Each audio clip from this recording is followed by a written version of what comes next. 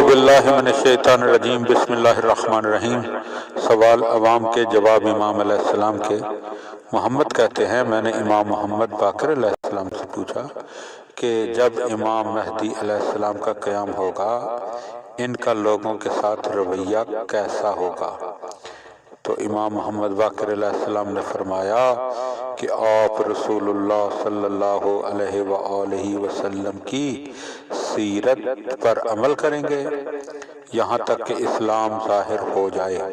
میں نے پوچھا رسول اللہ صلی اللہ علیہ وآلہ وسلم کی سیرت کیسی تھی؟